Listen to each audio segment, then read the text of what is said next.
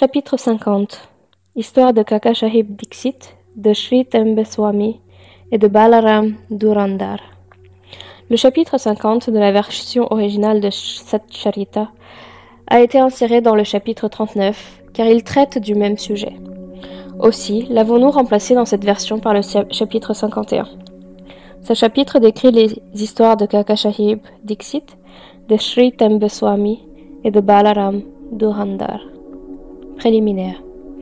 Victor Asai, qui est le principal soutien des Bhaktas. Il est notre Sadguru, il nous explique le sens de la Gita et nous confère tous les pouvoirs. Ô Sai, pose sur nous tous un regard bienveillant et bénis-nous.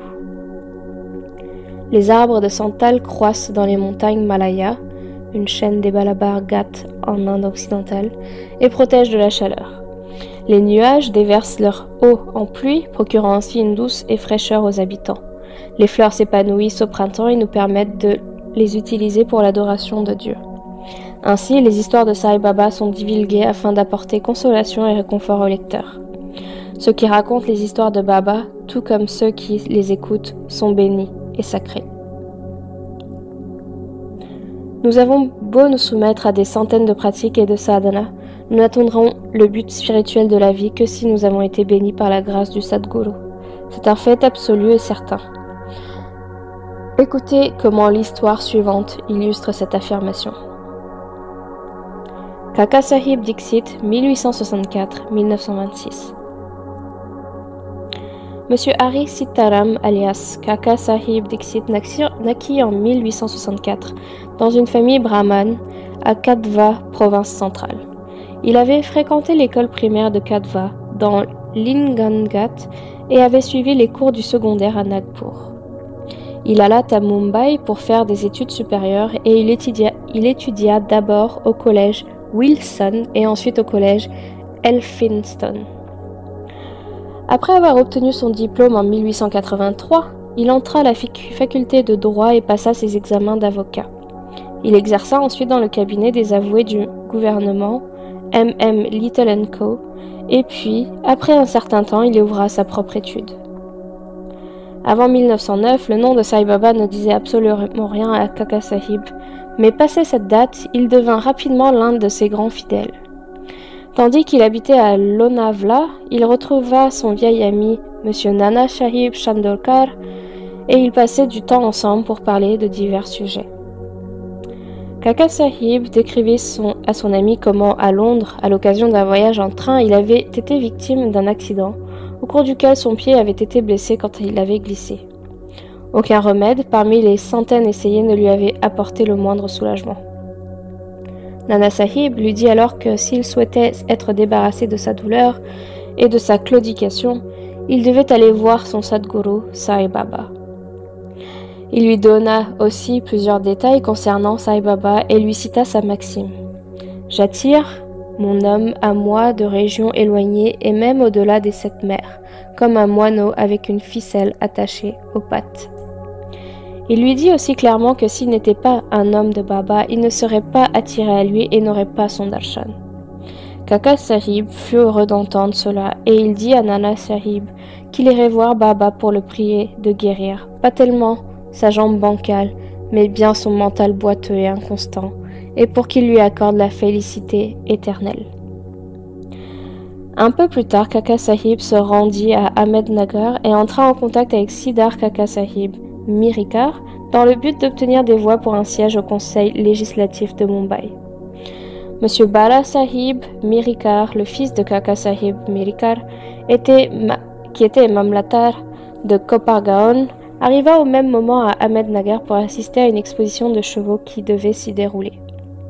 Une fois les élections terminées, Kaka Sahib Dixit voulut aller à Shirdi et les deux Mirikar, père et fils, recherchèrent la personne appropriée, disposée à lui servir de guide et à l'accompagner. Sai Baba arrangea les choses pour son accueil. Shama reçut un télégramme de son beau-père à Ahmednagar disant que son épouse était sérieusement malade et que lui et sa femme devaient venir la voir. Avec la permission de Baba, Shama alla voir sa belle-mère, qu'il trouva en meilleure forme et en bonne voie de guérison. Nana Sahib pense et Appa Sahib Gadre rencontrèrent Shama par hasard sur le chemin conduisant à l'exposition des chevaux, et ils lui dirent d'aller chercher Kaka Sahib Dixit chez Mirikar et de l'emmener à Shirdi. Kaka Sahib Dixit et les Mirikar furent eux aussi informés de l'arrivée de Shama. Dans la soirée, Shama se rendit chez les Mirikar qui le présentèrent à Kaka Sahib. Ils décidèrent que Shama partirait pour Kopargaon avec Kaka Sahib par le train de nuit de 22 heures. Une fois l'affaire réglée, il se passa une chose curieuse. Bala Sahib Mirikar ôta le voile qui couvrait un grand portrait de Baba et le montra à Kaka Sahib. Celui-ci fut surpris de voir que le saint qu'il s'apprêtait à aller voir à Shirdi était déjà présent ici sous la forme de son portrait, pour l'accueillir en ce moment précis. Il en fut très ému et se prosterna devant le tableau. Ce portrait appartenait à Megha. Comme le verre du cadre avait été brisé, il avait été envoyé au Mirikar pour la réparation. Tout le nécessaire étant fait, il avait été décidé de renvoyer le portrait par l'entremise de Kaka Sahib et de Shama. Ils se rendirent à la gare avant 22 heures et prirent leurs billets, mais quand le train arriva, ils constatèrent que la seconde classe était bondée et qu'il n'y avait pas de place pour eux. Par bonheur, le contrôleur du train se trouvait être une connaissance de Kaka Sahib et il les plaça en première classe. Ainsi, ils voyagèrent confortablement et descendirent à Kopargaon. Leur joie ne connut plus de bornes quand ils rencontrèrent Nana Sahib Chandorkar, qui était lui aussi en partance pour Shirdi. Kaka Sahib et Nana Sahib s'étreignirent et après s'être baignés dans la rivière sacrée Godavari, ils partirent pour Shirdi. Après être arrivés et avoir reçu le darshan de Baba, l'esprit de Kaka Sahib perdit toute résistance.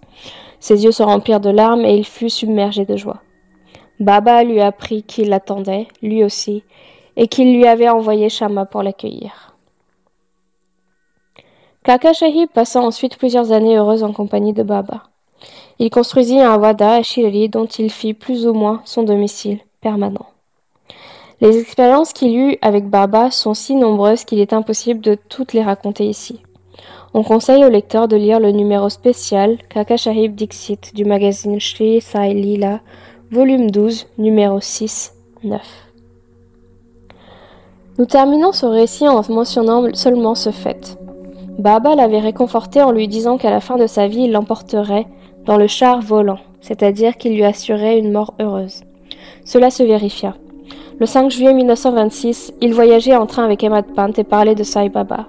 Il semblait profondément absorbé en lui. Tout à coup, sa tête s'affaissa sur l'épaule d'Ahmad Pant, et il rendit son dernier soupir, sans aucune trace de douleur et sans aucun malaise. Shri Tembe Swami. Nous arrivons à l'histoire suivante qui montre comment les saints éprouvent les uns pour les autres une affection fraternelle. Un jour, Shri Vasudevananda Saraswati, connu sous le nom de Shri Tembe Swami, campait à Rajamundry, Andhra Pradesh, sur les rives de la Godavari. C'était un homme pieux, respectueux de la tradition, un jnani et un yogi dévot du dieu Dattatreya. Un certain monsieur Pundalikrao, avocat à Nanded, état de Nizam, actuellement le Maharashtra, vint le voir avec quelques amis. Au fond de leur conversation, les noms de Shirdi et de Sai Baba furent mentionnés fortuitement. En entendant le nom de Baba, le Swami joignit ses mains en signe de respect, et prenant une noix de coco, il la donna à Pundalikrao. Et il lui dit « Offrez ceci à mon frère Sai, avec mes hommages, et demandez-lui de ne pas m'oublier et de m'aimer toujours. » Il lui ajouta aussi qu'en général, les swamis ne s'inclinent pas devant d'autres swamis, mais que, dans certains cas, ou dans ce cas précis, il fallait faire une exception. Monsieur Pundalikrao consentit à se charger de la noix de coco et de son message pour le Duni, pour Baba. Le swami avait le droit d'appeler Baba un frère, car tout comme Baba gardait son Agnihotra, le Duni, toujours allumé dans la mosquée, il lui aussi entretenait un Agnihotra, feu sacré jour et nuit, à la manière traditionnelle. Au bout d'un mois, Pundalikrao et les autres partirent pour Shirdi avec la noix de coco. Quand ils arrivèrent à Manmad, comme ils avaient soif, ils s'approchèrent d'un ruisseau pour boire de l'eau. Boire de l'eau avec un estomac vide n'est pas recommandé. Ils prirent une collation, c'est-à-dire du shivara, un mélange de graines séchées, frites ensemble et épicées. Comme c'était très pimenté, quelqu'un suggéra de casser une noix de coco et de racler un peu de la pulpe sur les graines pour en adoucir le goût. Ainsi, ils rendirent le shivada plus savoureux et agréable au palais. Malheureusement, le fruit cassé se trouvait être celui qui avait été confié à Pundalik Rao. Comme ils s'approchaient de Shirdi, Pundalik Rao se souvint de sa mission, à savoir offrir la noix de coco, et il fut triste d'apprendre qu'elle avait été cassée et utilisée. Il arriva à Shirdi et vit Baba. Il avait déjà reçu de Swami Tembe un télégramme concernant la noix de coco, et il demanda spontanément à Pundalik Rao de lui donner la chose envoyée par son frère. Pundalik Rao serra fort les pieds de Baba, confessa sa culpabilité et sa négligence, se repentit et demanda à Baba son pardon. Il proposa d'offrir un autre fruit à la place, mais Baba refusa, disant que la valeur de cette noix de coco-là était de loin supérieure à celle d'une noix ordinaire, et qu'elle ne pouvait pas être remplacée par une autre. Baba ajouta encore « Maintenant, il n'est pas nécessaire de t'inquiéter à ce sujet. C'est en accord avec ma volonté si la noix de coco t'a été confiée, et finalement cassée en cours de route. Pourquoi prendrais-tu sur toi la responsabilité des actions? N'entretiens pas le sentiment d'être l'auteur des bonnes comme des mauvaises actions. Sois entièrement sans orgueil et sans ego en toutes choses, et ainsi ton progrès spirituel sera rapide. » Quel magnifique enseignement spirituel Baba prodigua. Balaram Dhurandhar, 1878-1925. Monsieur Balaram Dhurandhar appartenait à la communauté Patari Prabhu de Santa Cruz à Mumbai. Il était avocat à la cour d'appel de Mumbai et y fut, pendant un certain temps, recteur de la faculté nationale de droit. Toute la famille Dhurandhar était pieuse et croyante. Monsieur Balaram servait sa communauté et publia le récit qu'il avait écrit à ce propos. Ensuite, il tourna son attention vers le sujet religieux et spirituel. Et il étudia attentivement la Gita et son commentaire, le Janeshwari, ainsi que d'autres ouvrages philosophiques et métaphysiques. Il avait de la dévotion envers le Vithoba, Krishna de Pandharpur. Il entra en contact avec Baba en 1912. 6 mois auparavant, ses frères Babulji et Vaman Rao étaient allés à Shirdi et avaient eu le darshan de Baba. Ils étaient rentrés chez eux et avaient raconté leurs douces expériences à Balaram et aux autres membres de la famille. Ils avaient alors tous décidé d'aller voir Baba. Avant qu'ils n'arrivent à Shirdi, Baba déclara clairement « Aujourd'hui vont venir de nombreux ressortissants de ma cour royale. » Les frères Dhurandhar furent étonnés quand ils entendirent par d'autres fidèles cette remarque de Baba, vu qu'ils n'avaient donné à personne la moindre indication sur leur voyage. Tous les autres se prosternèrent devant Baba et s'assirent pour lui parler. Baba leur déclara « Voici les gens de ma cour royale auxquels j'ai fait allusion auparavant. » Et s'adressant aux frères Dhurandhar, il dit « Nous nous connaissons les uns les autres depuis 60 générations. » Ses frères étaient doux et modestes et se tenaient les mains jointes en fixant les pieds de Baba. Toutes les réactions sattviques telles que les larmes de joie, les frissons, un sens de légère suffocation, les assaillirent et ils furent tous très heureux.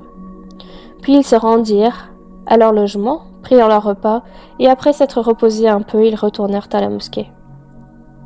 Balaram s'assit près de Baba et lui massa les pieds. Baba, qui fumait le chillum, le lui tendit et il lui fit signe de le fumer. Balaram n'avait pas l'habitude de fumer, cependant il accepta la pipe, en tira une bouffée avec grande difficulté et la rendit respectueusement. Ce fut le moment le plus propice pour Balaram. Il souffrait d'asthme depuis 6 ans.